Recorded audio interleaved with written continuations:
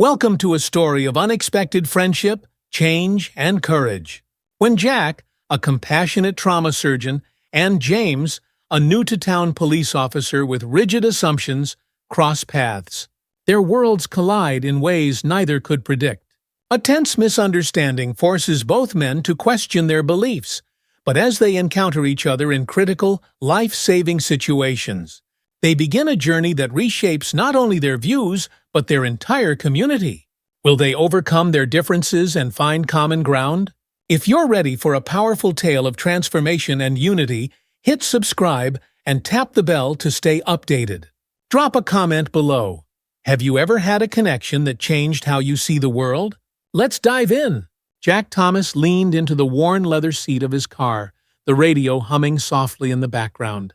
Outside, the early dawn cast an orange glow over the quiet streets. This was the part of the morning he loved most.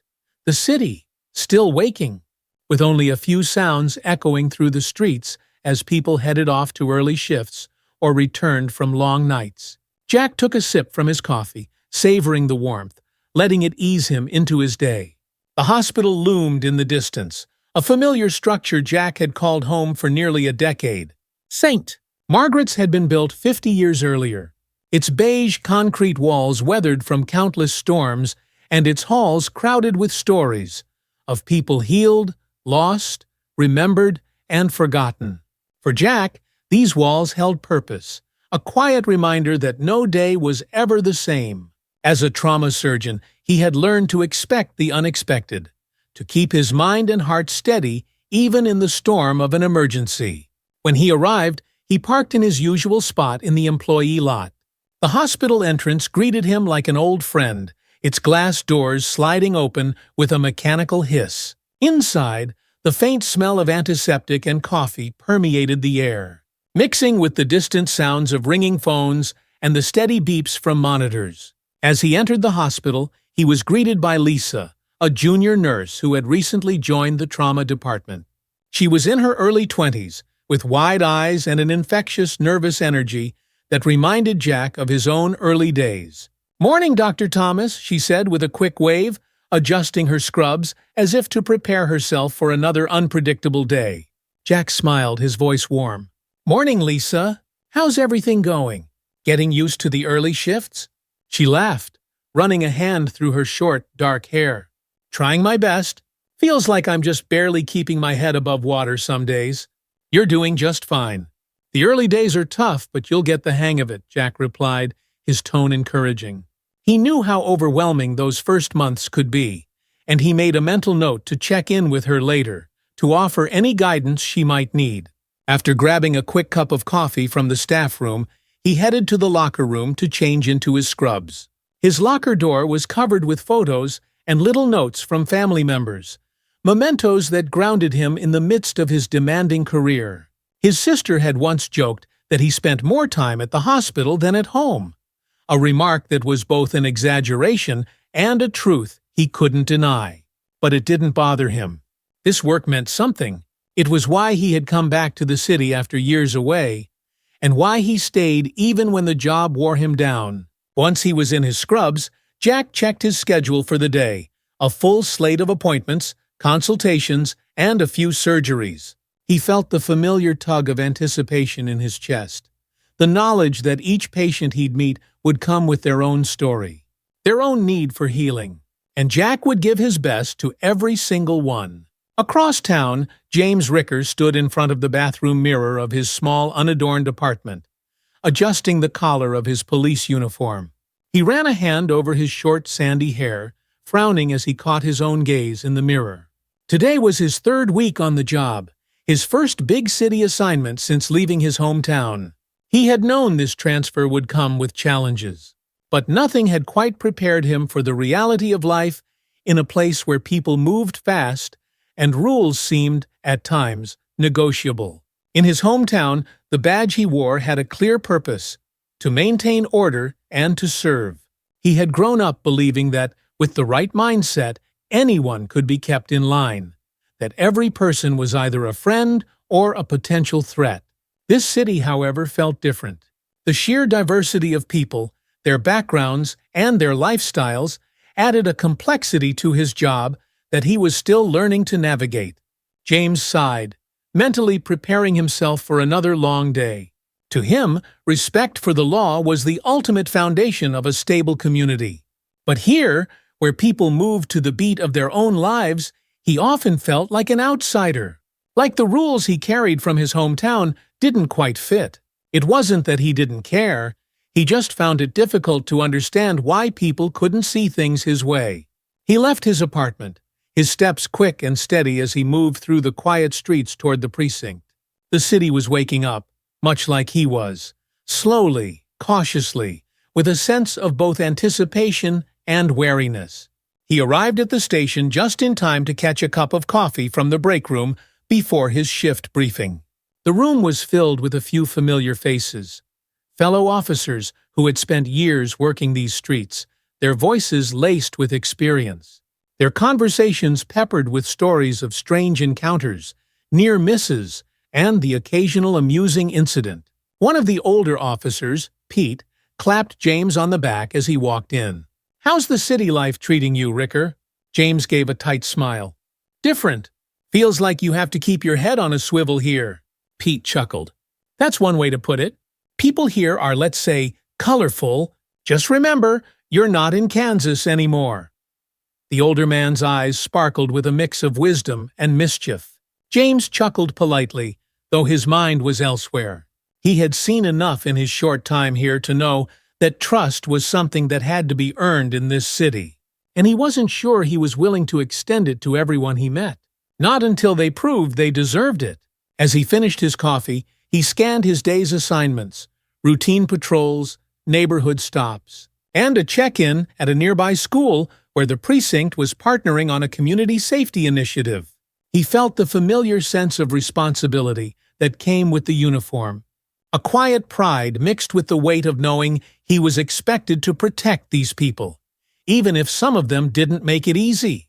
The day unfolded as Jack expected, with patients filtering through the ER, each with their own unique needs and fears. He moved from bed to bed, offering a steady hand, a calm smile, and the occasional comforting word. He met with families, updated them on loved ones' conditions, and answered questions with a patience that seemed to ease their worries.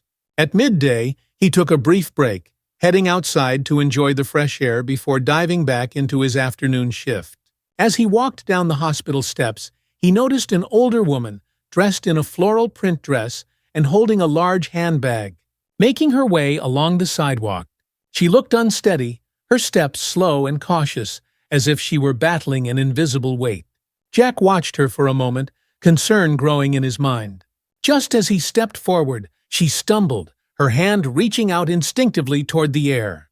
She collapsed to the ground, her handbag spilling open beside her, its contents scattering across the sidewalk. Without hesitation, Jack hurried over, kneeling beside her. "Ma'am, can you hear me?" The woman's face was pale, her breathing shallow. Jack quickly took her pulse, which was weak but steady. He gently squeezed her shoulder, trying to reassure her, though she seemed only half aware of his presence. He pulled out his phone and dialed 911, his voice calm but urgent.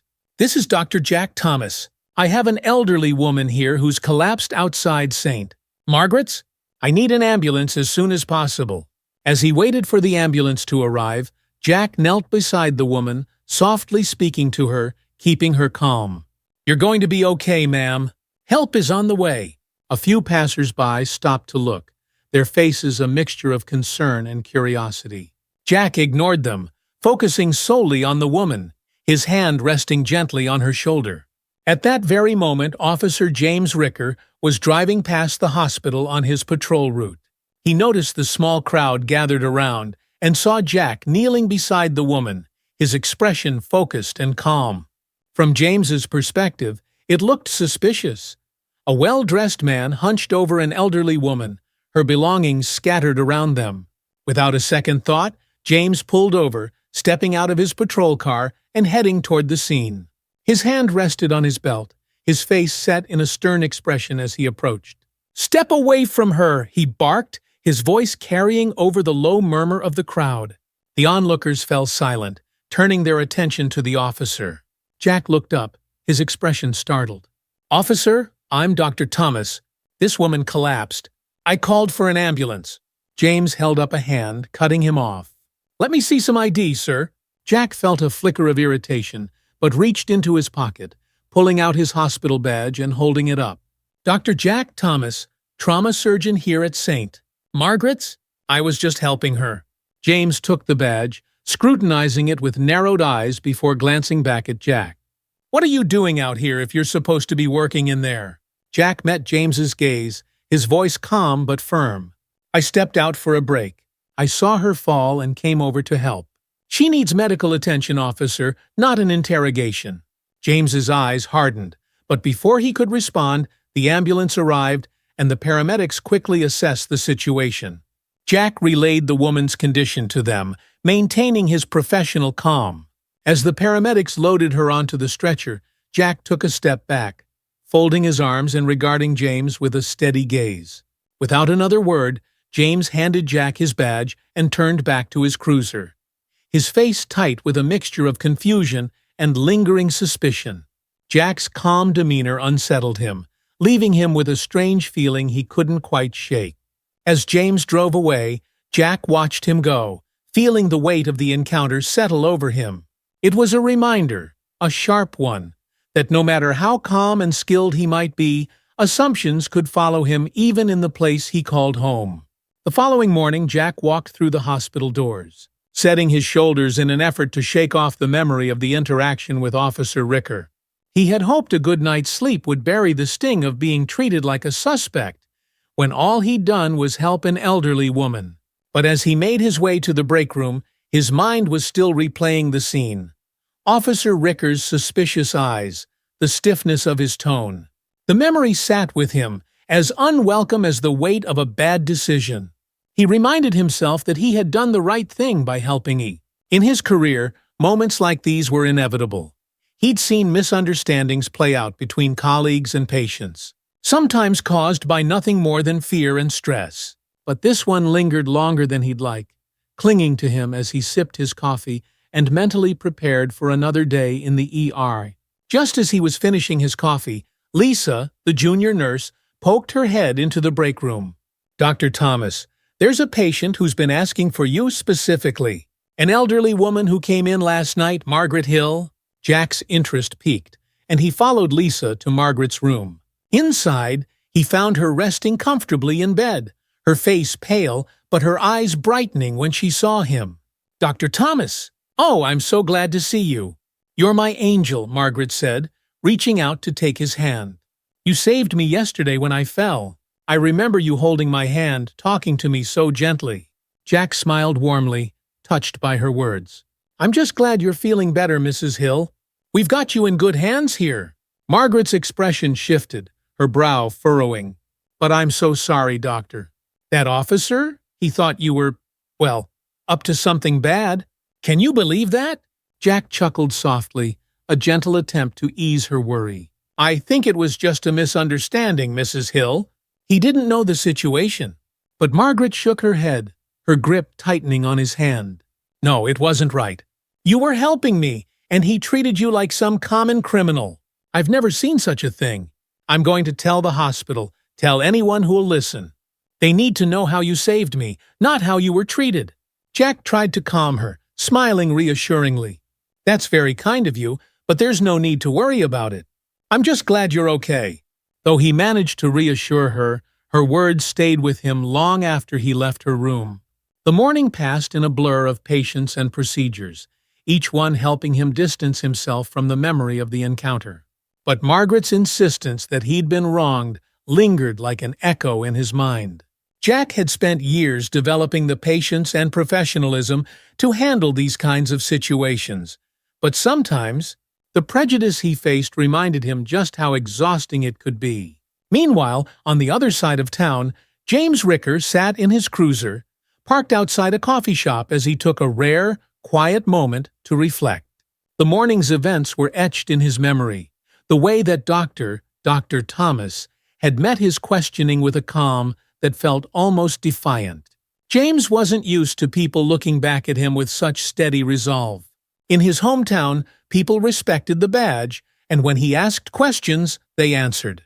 It was one thing to feel the weight of the city pressing down on him, but the interaction with Dr. Thomas felt personal in a way he hadn't expected. Had he misread the situation? For a brief moment, he wondered if maybe, just maybe, his initial judgment had been wrong. "Ricker!" his radio crackled, breaking into his thoughts. He picked it up, instinctively straightening in his seat. "This is Ricker. We've got a call. Disturbance over at 13th and Market. Suspect may be armed." "On my way," James replied, tossing his coffee cup into the trash and pulling out onto the road. His brief moment of introspection replaced by the tension of another shift on duty. Back at the hospital, Jack wrapped up his final round of morning patients, checking his watch as he headed for a brief break. But as he passed by the nurse's station, he noticed a small commotion. Maria, the head nurse, was speaking with a man wearing a crisp blue suit who looked slightly out of place among the hospital staff. Jack approached, and Maria turned to him with a look of relief. "Dr. Thomas, this gentleman here is Captain Hughes from the police department. He's here about Mrs. Hill." Jack's curiosity piqued as Captain Hughes extended a hand. "Dr. Thomas, I'm Captain Hughes. Mrs. Margaret Hill spoke to us this morning about the events yesterday when she collapsed." Jack shook his hand, the captain's grip firm and professional. "Yes, Captain. I was the one who helped her." Hughes nodded, his face revealing a flicker of discomfort. "She was quite insistent that we follow up on what happened. She feels that one of my officers treated you unfairly." Jack's initial reaction was to brush it off, to assure the captain that he understood the complexities of the job, that assumptions were often made in stressful situations. But as he looked at Hughes, he realized that perhaps there was an opportunity here, not to confront or accuse, but to open a door. "It was a misunderstanding, Captain," Jack replied calmly. "But it's not the first time. I've had people make assumptions about me based on how I look, especially in certain situations." Hughes's gaze dropped, as if weighing the words, before he cleared his throat. "I appreciate your understanding, Dr. Thomas. I'll be speaking with Officer Ricker directly.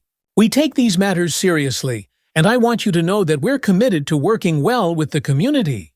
Jack nodded, feeling a mixture of respect and quiet acceptance. "Thank you, Captain.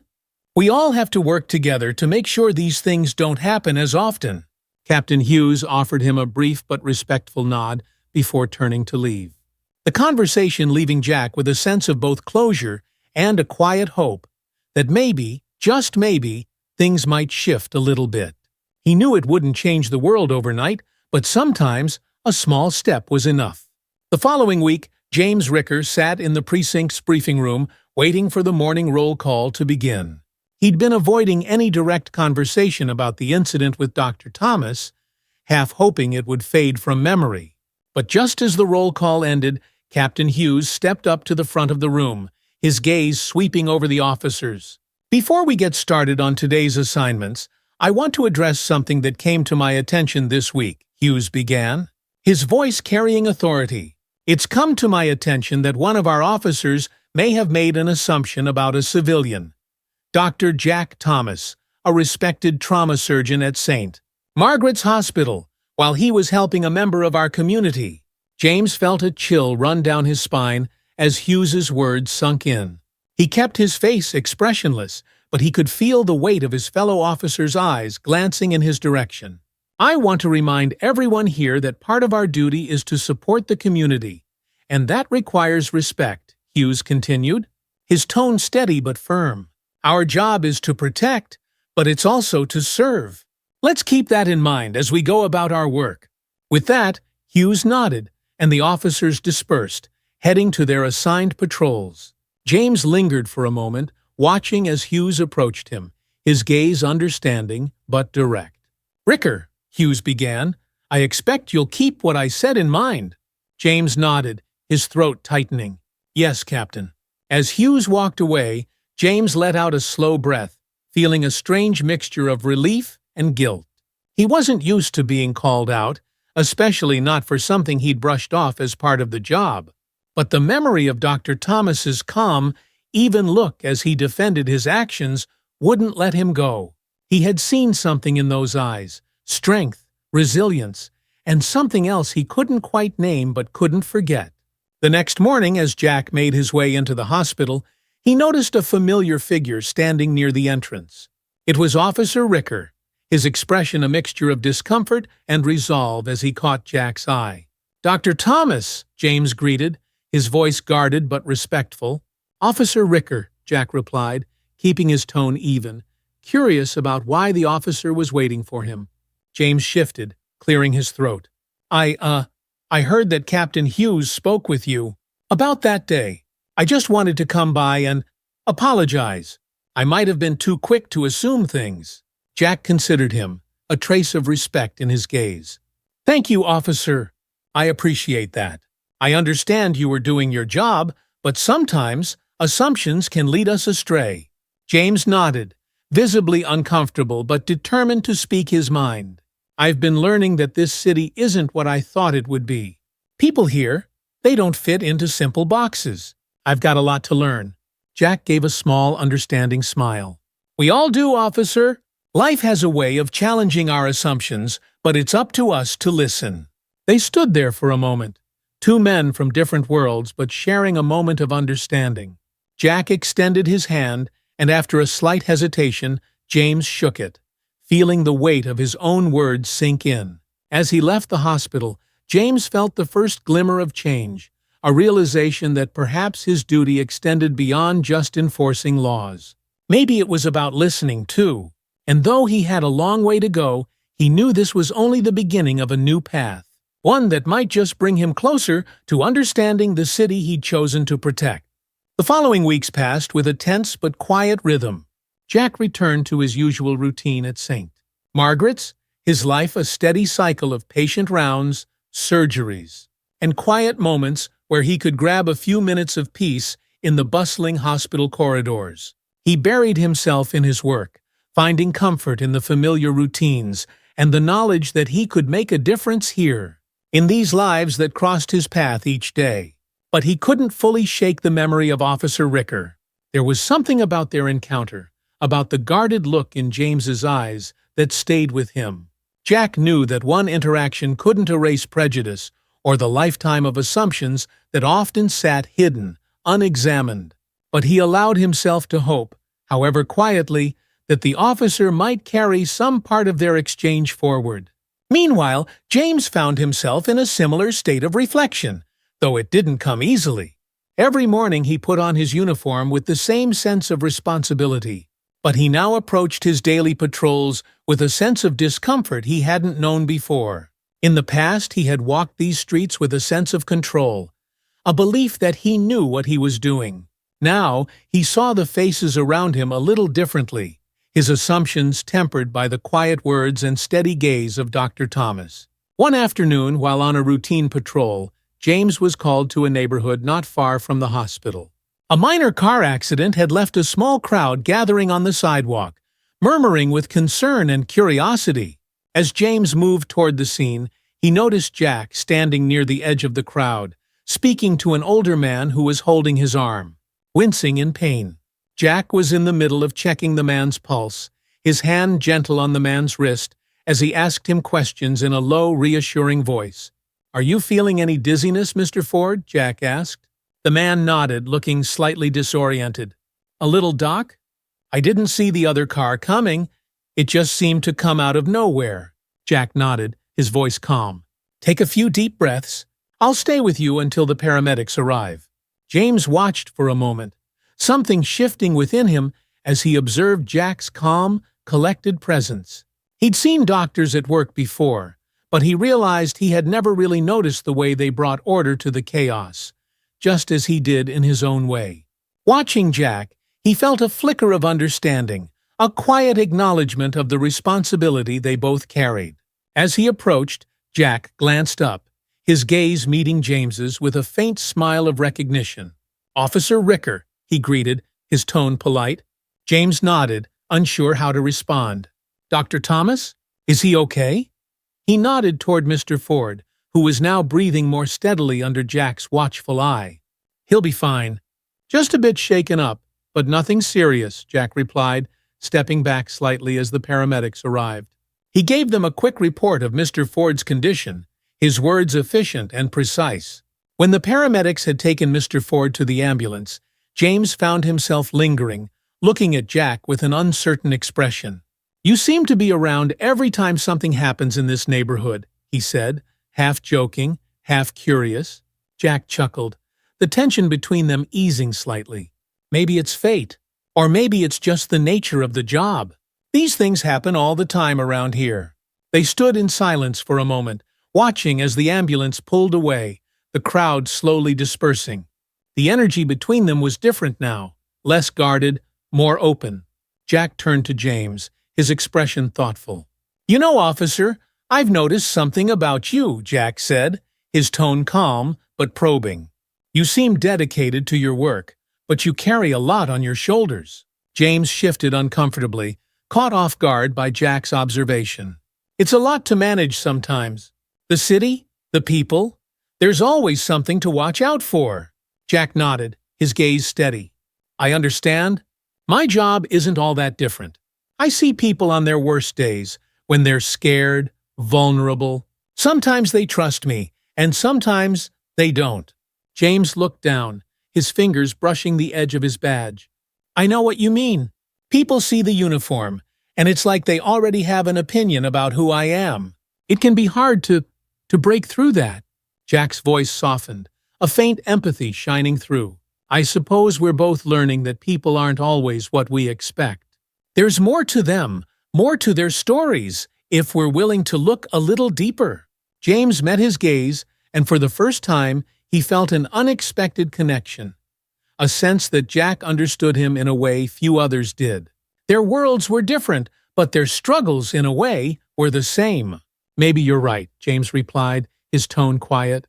"Maybe there's more to this job than I thought." In the weeks that followed, James and Jack found themselves crossing paths more often, their interactions shifting from brief exchanges to moments of genuine conversation. Jack would occasionally spot James in the hospital, sometimes checking on an injured civilian from an accident, or visiting a patient in his role as a community officer. He noted how James spoke to people, his voice firm but growing less guarded, a tone of cautious respect underlying his words. And as they continued to meet, James began to ask questions that surprised Jack with their thoughtfulness. "How long have you been at St. Margaret's?" he asked one afternoon as they walked out of the hospital together after a particularly long day. "Nearly 10 years now," Jack replied. "Came back after med school. I wanted to work in a place where I could make a difference, somewhere that felt like home." James nodded, his face pensive. "I used to think that working here would be like that.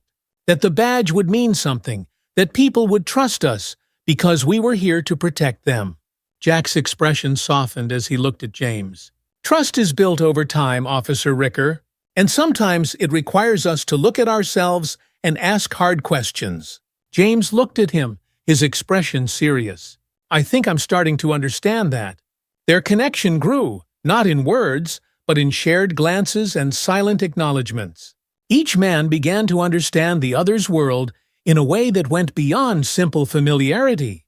For Jack, it was a reminder that even those with rigid beliefs could grow, could shift, if they allowed themselves to see beyond their assumptions. For James, it was the realization that his duty wasn't just to enforce the law, it was to listen, to empathize, and to serve. One night, a call came into the hospital for all available staff to report to the ER. Jack, who was just finishing his rounds, hurried to the emergency ward, where he found a scene of organized chaos. There had been a fire in an old apartment building, and the smoke inhalation had affected dozens of residents, many of whom were now flooding the hospital. As he began treating patients, moving from one to the next, he noticed a familiar figure entering the ER, his uniform smudged with soot, his face weary but focused. James was assisting with the evacuation, helping guide patients into the hospital and relaying critical information to the nurses. Jack felt a surge of respect for the officer, watching as James worked with a quiet determination, speaking calmly to each patient, his once stiff manner replaced with an ease Jack hadn't seen before. At one point, they crossed paths in the hallway. James gave Jack a nod, his eyes meeting Jack's with a hint of camaraderie. "Looks like we're both in the thick of it tonight," James remarked, his voice low but steady.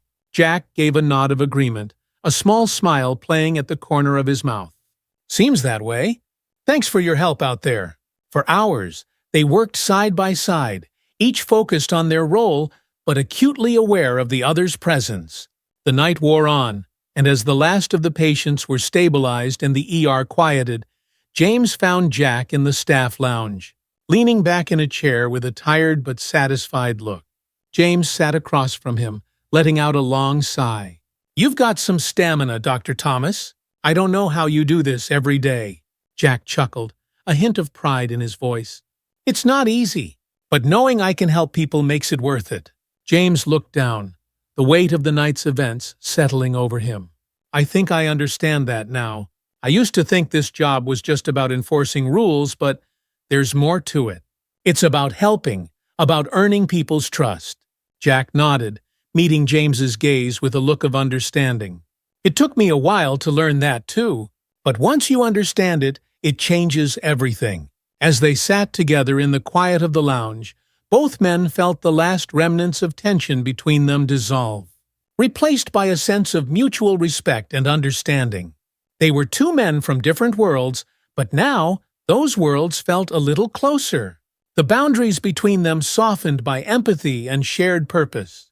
Their paths had crossed for a reason, and as they left the hospital that night, each man knew that their work wasn't just about duty. It was about the people they served, the connections they built, and the hope that together they could make their city a better place. It was a Thursday evening when the call came in.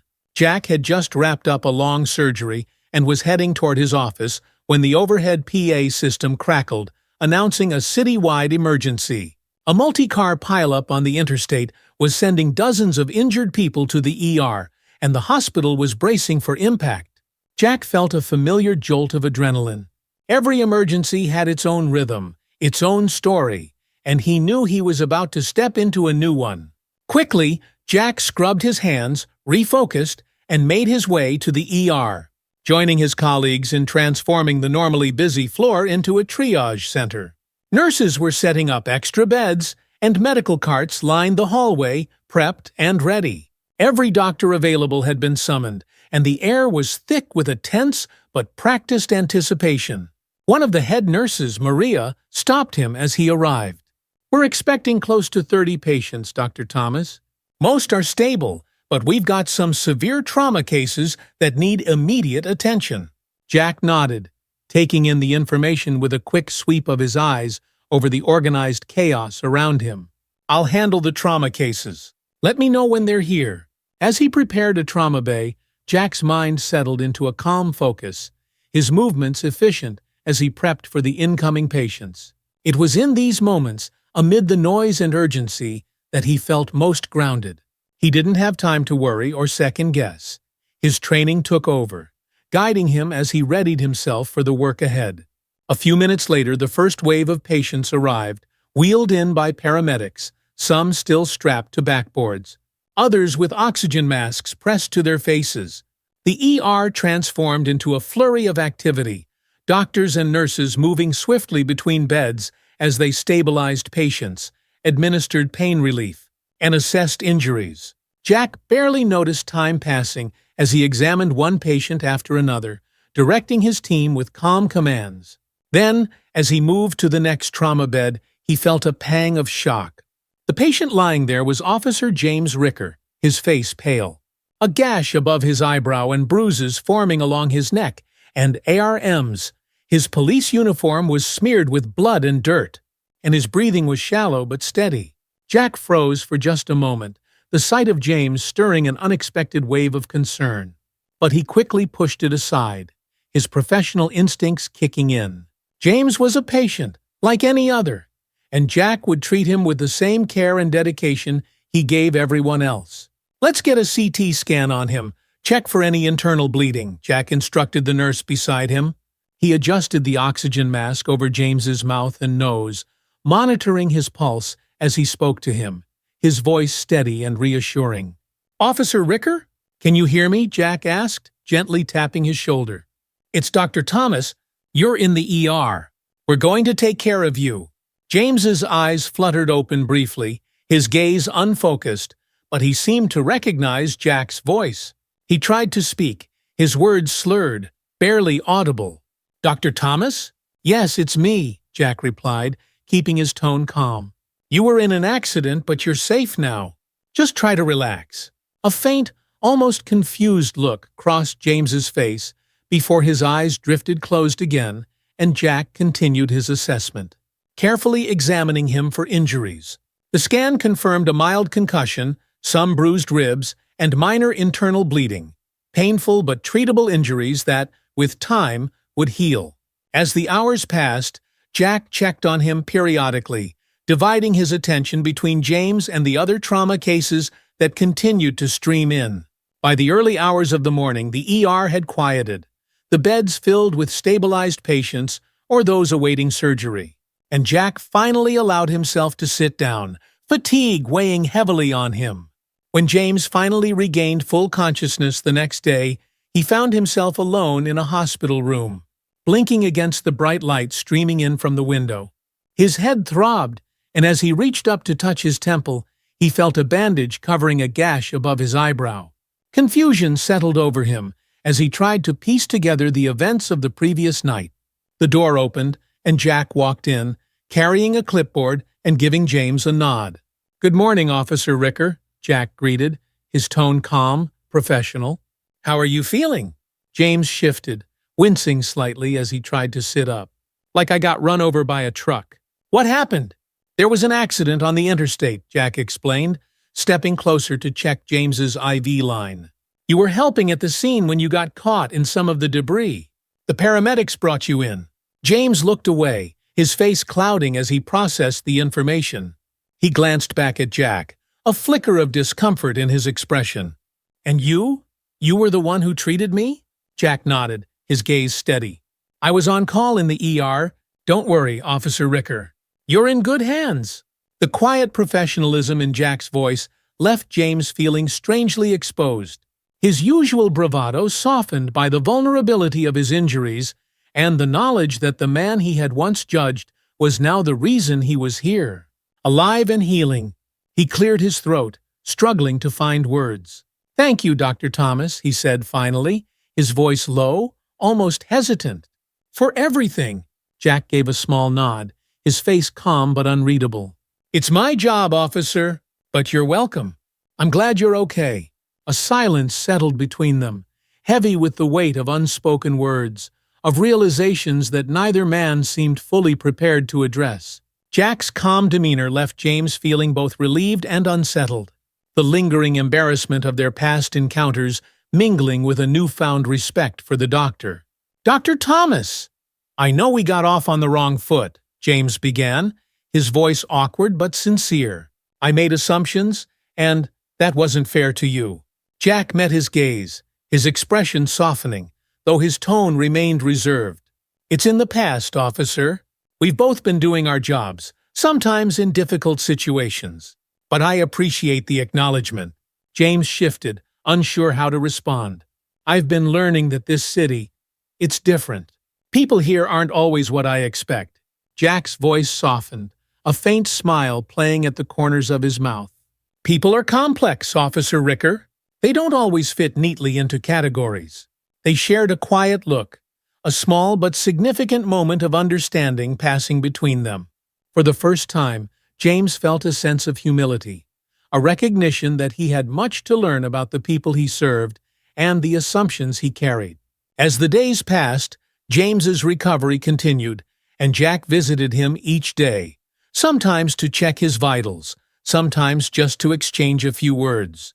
Their conversations grew less formal, more genuine, as they spoke about their lives, their work, and the challenges they faced. One afternoon, as Jack checked his charts, James looked at him thoughtfully. "Why did you come back here? To this city, I mean? Seems like you could have gone anywhere."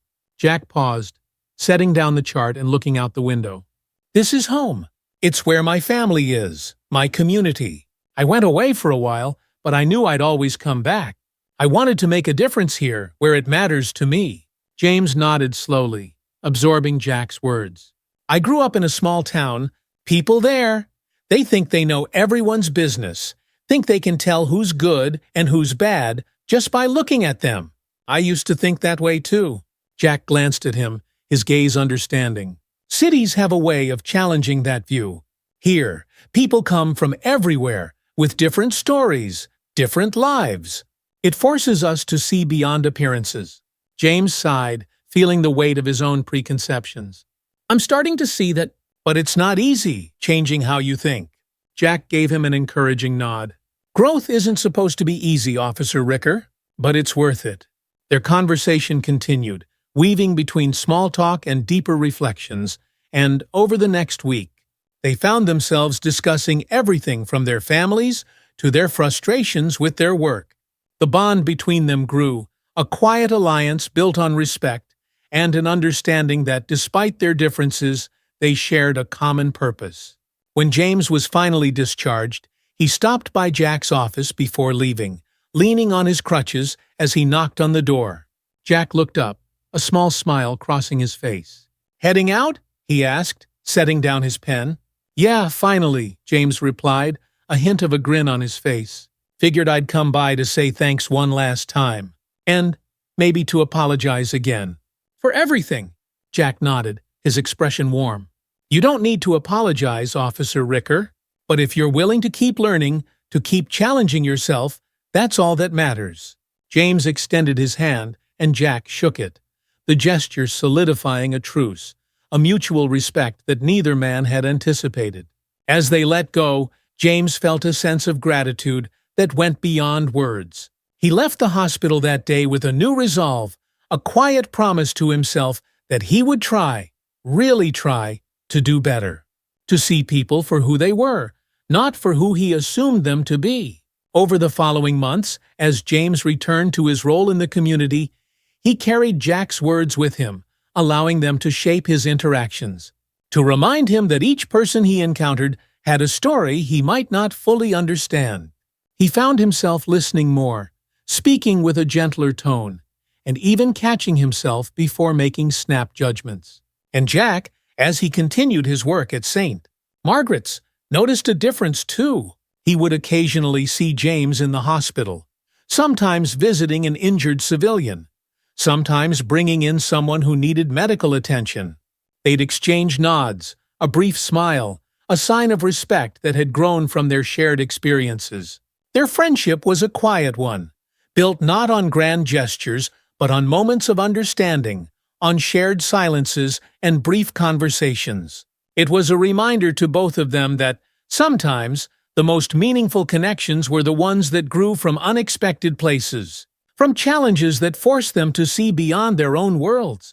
And though they came from different walks of life, they knew that as long as they both continued to challenge themselves, to open their minds, and to serve their community with empathy and respect, they would remain allies in a mission that was greater than either of them could have imagined. One crisp autumn evening, Jack was walking home from the hospital after a particularly grueling shift. The air was cool, the scent of fallen leaves mingling with the distant aroma of street food from a vendor a block away. He relished these quiet walks, moments when he could unwind and let the day's worries fall away. But tonight, something felt different. A faint, unsettled feeling gnawed at him, though he couldn't pinpoint why. He was nearly home when he heard raised voices echoing from an alley a few blocks away. Pausing, he hesitated, glancing toward the sound. A young man was standing there, flanked by two others, his stance defensive. Jack could only make out fragments of their conversation, but the tension was clear. "Look, I told you, I don't have it!" The young man's voice trembled, frustration and fear interwoven. Jack's instinct was to walk on, to let the police handle it. But he had seen that look before, the blend of fear and resignation in the young man's eyes, and he knew, deep down, that he couldn't just ignore it. He took a breath, stepping forward cautiously. "Is everything all right here?" he called, his voice calm but firm. The men looked up, momentarily startled by his presence. One of them, a broad-shouldered figure with a hardened expression, narrowed his eyes. "Mind your own business, Doc." This has nothing to do with you. Jack met his gaze steadily, unflinching. If someone's in trouble, it's everyone's business. The young man caught Jack's eye, a flicker of hope flashing across his face. Before the situation could escalate, a police cruiser pulled up, its headlights washing over the group. The doors opened, and to Jack's relief, he saw Officer Ricker step out, his hand resting firmly on his belt as he surveyed the scene. "Evening, folks," James said, his voice measured, his presence commanding attention. "What's going on here?" The men exchanged uneasy glances, shifting under his scrutiny. James's presence clearly unnerved them, and within moments, the two aggressors backed away, muttering half-hearted excuses before disappearing down the alley.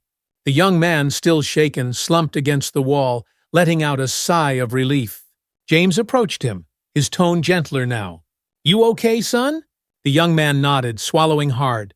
"Yeah, thanks. I didn't know what to do. They wanted money, but I didn't have anything on me." James nodded, offering him a reassuring look. "Why don't you head on home and stay safe?" The young man nodded gratefully before hurrying off into the night, his footsteps fading into the distance. Once they were alone, James turned to Jack, a trace of surprise and appreciation in his gaze. "Guess I'm not the only one who can't walk away from trouble," James said, his tone carrying a hint of humor. Jack chuckled, shaking his head. "Guess not. Sometimes you just have to step in." James's expression grew thoughtful, and he looked down, almost hesitant. "Jack, I've been thinking a lot about things lately, about how I handle situations like these, about the assumptions I make." Jack regarded him with quiet encouragement. "You've come a long way, James. I can see it." James hesitated, as if searching for the right words. "It's been humbling, I guess, realizing how much I didn't know. People aren't always what they seem, and I'm learning that, still learning that." Jack's face softened, sensing the sincerity behind James's words. "Growth isn't always comfortable. It's a process." James gave a small nod, a mix of gratitude and respect in his gaze. "Thanks for not giving up on me, even when I didn't make it easy." They stood in comfortable silence, the shared understanding between them deepening. For the first time, James felt the last remnants of his old assumptions fall away, replaced by a sense of kinship he hadn't expected. In the following months, Jack and James's lives continued to intersect, their paths crossing more frequently as their roles led them to collaborate on community events. The city had initiated a neighborhood outreach program, and the hospital and police department were both involved. Jack and James found themselves working side by side, conducting workshops on public safety, health education, and community support. One Saturday, they held a workshop at the local community center. The room was filled with people of all ages, parents with young children, elderly residents, and local teens who hung back near the entrance. Uncertain but curious, James took a breath, stepping up to address the crowd. "Good afternoon, everyone. My name's Officer James Ricker. We're here to talk about safety in our community and how we can all work together to make this neighborhood a better place." He glanced at Jack, giving him a nod to take over. Jack smiled, his voice warm and welcoming. "I'm Dr. Jack Thomas, a trauma surgeon at St. Margaret's. We know life can throw unexpected challenges our way, and that's why we're here, to show you how we can support each other in those times." The attendees listened, nodding as they spoke about emergency preparedness, health checks, and ways to look out for one another. The teenagers in the back began to engage, asking questions about safety, and Jack noticed how James responded patiently, addressing their concerns without the judgment he might have once held. Afterward, as the event wrapped up, a woman approached Jack and James, her daughter by her side. She extended her hand, a soft smile on her face. "Thank you both for this. It's rare to see the police and doctors working together like this. It means a lot." James nodded, his expression thoughtful. "We're here to support you. We're all part of this community." Jack watched the interaction, feeling a swell of pride for his friend. James had transformed, his initial defenses softened, replaced by a genuine sense of responsibility and care for the people he served. One afternoon, as Jack was finishing up his rounds, he received a call from James. "Jack!" James's voice came through, laced with urgency. "There's been a fire in one of the old apartment buildings near the edge of the district. We're evacuating, but we need medical support."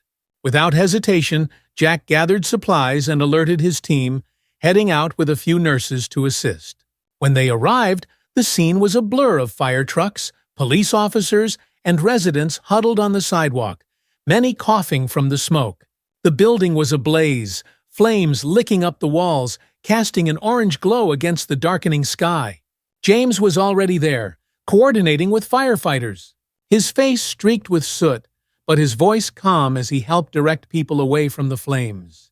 Jack met his gaze, and they exchanged a brief nod before both turned to the task at hand.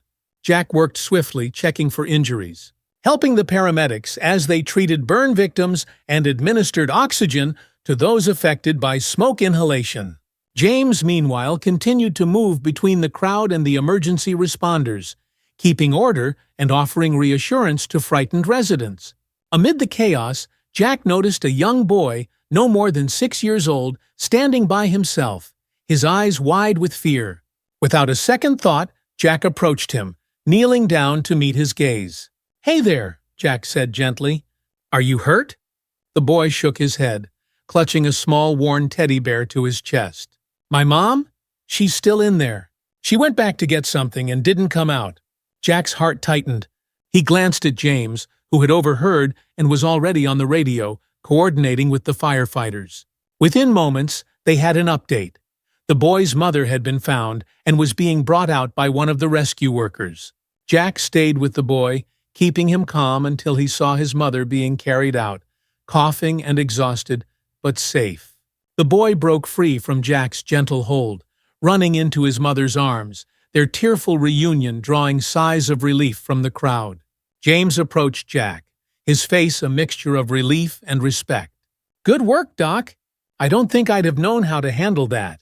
Jack gave him a small smile, patting his shoulder. "It's just about being there for people, James. You did the same thing, helping everyone stay calm." They spent hours at the scene, and by the time the fire was contained, the night had settled in, casting a cool calm over the street. Jack and James sat on the curb, exhaustion visible in their slouched postures, but a shared sense of accomplishment warmed them. "You know," James said, breaking the silence, "I never thought I'd be doing this.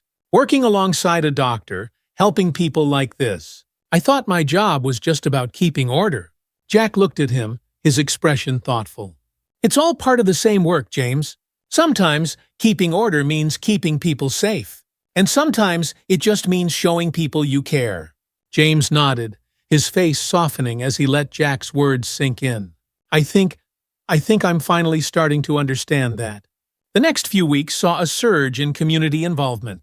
Inspired by their teamwork at the fire, the residents began organizing gatherings, inviting Jack and James to speak, to share their stories of working together to serve the city. They were becoming symbols of unity, representatives of two sides of public service that often worked in parallel but rarely intertwined. At one event, James took the stage to speak, his voice steady but filled with emotion. "I came to this city with a lot of assumptions, thinking I understood what it meant to protect people. But I was wrong. Protecting isn't just about enforcing laws. It's about understanding, about empathy, about being part of something bigger than yourself." Jack watched from the side, pride swelling in his chest, as he saw his friend, a man who had once been closed off, now speaking openly, vulnerably, to the people he had sworn to protect. When James finished, Jack stepped up, placing a hand on his shoulder as he addressed the crowd. "James and I are proof that growth is possible, that understanding can change lives. We've learned from each other, and we're better for it. Together, we're committed to serving this community with respect, with empathy, and with a shared sense of purpose."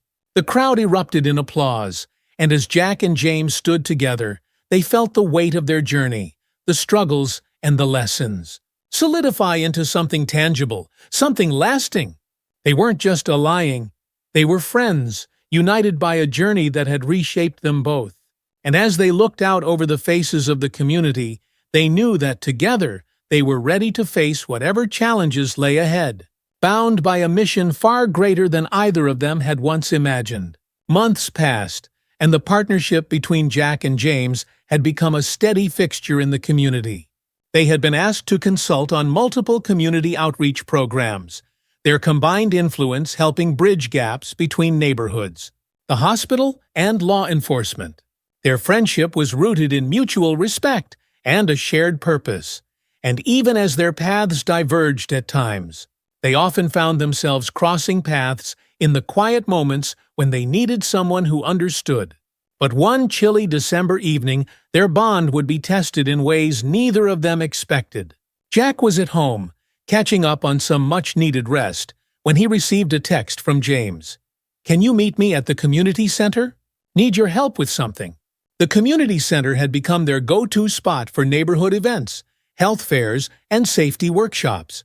Jack was surprised, as it was unusual for James to reach out late at night, but he figured it was important and texted back, "On my way." When he arrived, Jack spotted James near the back entrance, bundled in his coat, a serious expression etched across his face. He was talking to a young woman in her early 20s, her shoulders hunched and her expression nervous. As Jack approached, James waved him over, nodding in appreciation as he came closer. "Jack, this is Mia," James introduced, his voice low but gentle. She's in a bit of a situation." Jack extended his hand, greeting her with a calm smile. "Nice to meet you, Mia. What's going on?" Mia's eyes flickered to James, searching his face for reassurance, and he gave her a small nod. She took a deep breath, her hands clasped tightly together. I need help," she began, her voice barely above a whisper. "I've been dealing with someone, a man he's been threatening me. He knows where I live, and I just don't feel safe anymore." Jack's heart sank as he watched her struggle to maintain her composure. He glanced at James, seeing the gravity in his expression. It was clear that James had already heard her story and was taking it seriously. "We'll do everything we can to make sure you're safe, Mia," Jack said, his voice steady. "Have you reported this to the police?" Mia hesitated, glancing nervously at James. "I tried, but he's good at staying out of sight. They didn't take me seriously. Officer Ricker here is the only one who actually listened." James nodded, a faint glint of frustration in his eyes. "I've been pushing this case, but we're limited without concrete evidence. I wanted you here, Jack, to see if there's anything the hospital or outreach programs can do in the meantime. I figured we might need all hands on deck." Jack thought for a moment, considering their options. "I can help arrange a safe place for Mia to stay, at least until we can find a more permanent solution. The hospital works with a few shelters and advocacy groups for cases like this." Relief washed over Mia's face, and for the first time she looked directly at Jack, gratitude shining in her eyes. Thank you both. I didn't know where else to turn." James placed a reassuring hand on her shoulder. "We're going to get you through this, Mia. You're not alone." Over the next few hours, Jack coordinated with a local women's shelter, securing Mia a safe place to stay and connecting her with resources to help her rebuild her life away from the threat. Watching Jack work, James felt a surge of gratitude. This was exactly why he had reached out to him. Jack's calm presence and knowledge of community resources were invaluable, and together, they had managed to turn a dire situation into one with a glimmer of hope. As the night wore on, they finally saw Mia off safely, and James turned to Jack, letting out a long, weary sigh. "I'm grateful for you, Jack. Times like these remind me why we need people like you in the city." Jack gave a small nod, his expression reflective. "We're both needed here, James. We're stronger together, and so is this community." The city, once skeptical of police presence and public service, began to view James and Jack as symbols of unity and integrity. The following spring, they were asked to lead a community forum where residents could voice concerns and discuss issues openly with representatives from both the police department and the hospital. Held in a high school gymnasium, the forum brought in a crowd that surprised them both. People from every corner of the neighborhood filled the bleachers, some faces hopeful, others cautious. James stepped up to the microphone first, clearing his throat before he spoke. "Thank you all for being here tonight," he began, his voice steady. "I know there are still a lot of challenges in our city, and as someone who came here a little over a year ago, I'll be the first to admit that I didn't understand the people here at first. But working with all of you, with Dr. Thomas, and with this community, has taught me that there's always more to learn, and that protecting our city is about listening as much as it is about enforcing."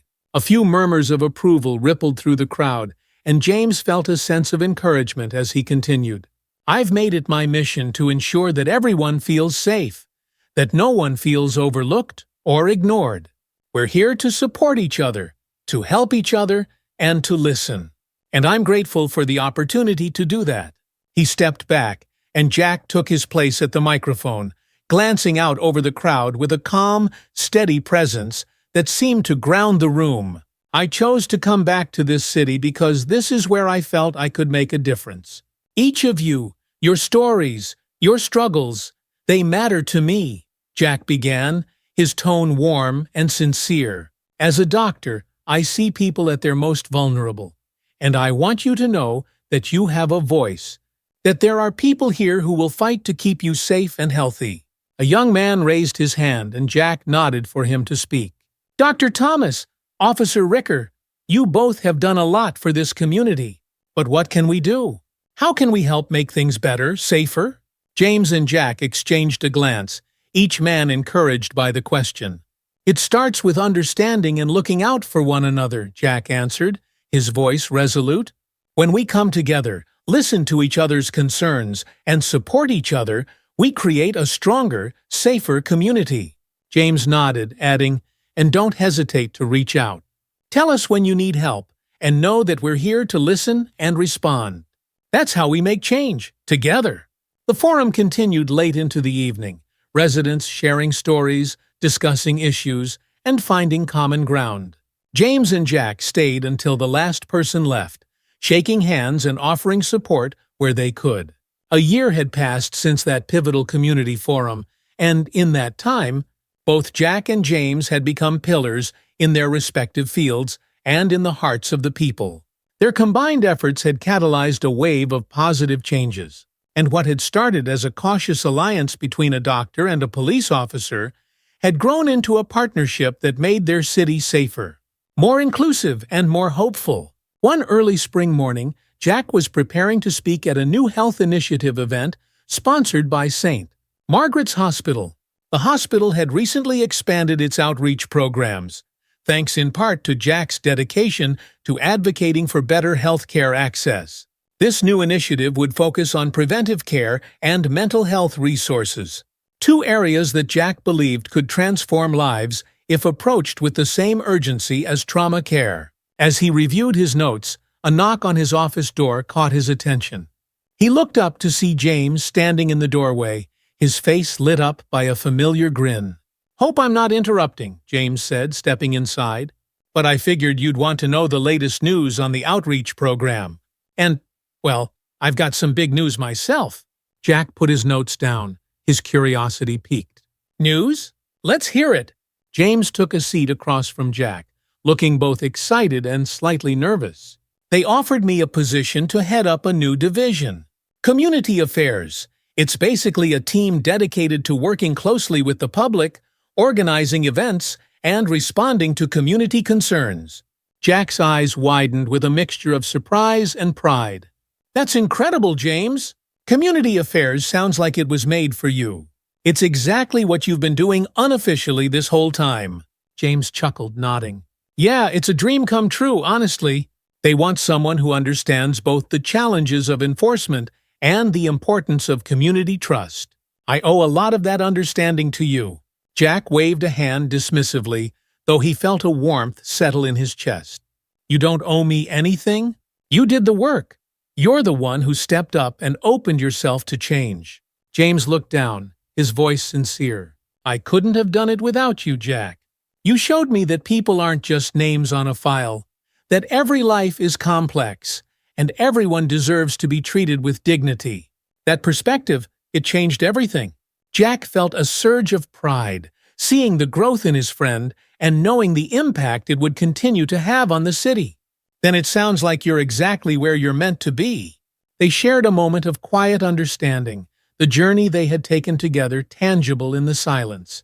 It was a journey marked by hard conversations, moments of reckoning, and, ultimately, a powerful shift in how they both saw themselves and the people they served. A month later, St. Margaret's hosted an anniversary event for the hospital's outreach program. The celebration brought together residents, hospital staff, local businesses, and representatives from various city agencies. There was an air of festivity in the hospital's courtyard. Balloons, tables filled with food, music, and clusters of people chatting excitedly. The turnout was larger than they'd anticipated, a sign of how much the community had come to trust and value the work being done by Jack, James, and their colleagues. Jack stood by a table handing out pamphlets on health resources, talking to residents about the importance of preventive care and mental health. James was nearby, surrounded by kids who were eager to hear stories of his experiences as a police officer. Both men thrived in these moments, engaging with the public, answering questions, and offering guidance. The event's MC eventually took the stage and, with a beaming smile, gestured for Jack and James to join her. They exchanged glances, both a little surprised, but made their way to the small stage amid enthusiastic applause. As the applause quieted, the MC, a community organizer who had worked closely with both men, took the microphone. Today, we're not just celebrating the success of the outreach program. We're celebrating the people who've made it possible. Dr. Jack Thomas and Officer James Ricker have shown us that when we work together, when we're willing to learn and grow, we can accomplish amazing things. She turned to them, extending the microphone. Jack, James, would you like to say a few words? Jack nodded, accepting the microphone with a gracious smile. He looked out over the crowd, his heart full of gratitude. Thank you all for being here, for supporting this program and each other. When we started this journey, we knew it wouldn't be easy, but we also knew that together we could make a real difference. You are the reason we're here. Each one of you has a role in this community, and together we're building something stronger and more resilient than we could alone. He handed the microphone to James, who took a moment to gather his thoughts. I came to this city with a lot of assumptions, James began, his voice steady, and I know that at first I didn't always get it right. But this community, and my friend Jack, taught me that understanding comes through listening, through empathy. I've grown because of The crowd applauded warmly, and as the sound filled the courtyard, Jack and James exchanged a look of shared purpose and, in the months and years that followed, the changes Jack and James had started became lasting fixtures of their community. The outreach program expanded, offering services for everything from mental health counseling to job placement. Supported by both the hospital and the police department's new Community Affairs Division under James's leadership, their partnership became something of a legend in the city. A story of two people from different worlds coming together, challenging each other, and creating a legacy of trust, respect, and change. Jack continued his work at St. Margaret's, finding joy and fulfillment in his role as both a doctor and a community leader. He watched as new generations of doctors and nurses came in, mentoring them with the same empathy and patience that had defined his work for so many years. And each time he saw a patient, he remembered the journey he had taken with James, the lessons they'd learned, the bond they'd formed. James, meanwhile, became a respected voice within the police department and beyond, known for his integrity, his commitment to understanding the communities he served, and his willingness to listen. He made it his mission to advocate for change within the force, fostering a culture that valued empathy and respect alongside duty and enforcement. The city, too, grew and thrived, its streets a little safer, its people a little more united. Neighborhoods once wary of law enforcement became places where officers and residents knew each other by name, where people looked out for one another. One evening, as the sun set over the city skyline, Jack and James met at their usual spot, a park bench overlooking the bustling streets, where they could watch the city come to life in the glow of the setting sun. "Think we did all right?" James asked, his tone light but laced with meaning. Jack smiled, looking out over the city, the place that had become not only his home, but his purpose. "Yeah, I think we did. And it's only the beginning." They sat in comfortable silence, watching as people moved through the streets, as lights flickered on in apartment windows. Each one a testament to the lives they'd touched, the stories they'd become a part of. They had both started this journey thinking they knew what it meant to serve. But now, as they looked out over a city that had grown with them, they understood that service was about more than duty. It was about connection, about seeing others as equals, as friends, and as family. And in that shared understanding, they had found not only purpose, but a legacy that would live on in the hearts of those they'd touched. As night settled over the city, Jack and James rose, walking side by side into the future they had helped to shape.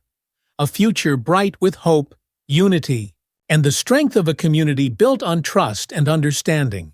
If you enjoyed this story of friendship, growth, and community, please subscribe for more inspiring stories. Hit the notification bell so you never miss an update, and if this story resonated with you, give it a thumbs up and share it with someone who could use a reminder of the power of understanding and empathy. Thanks for watching, and stay tuned for the next chapter.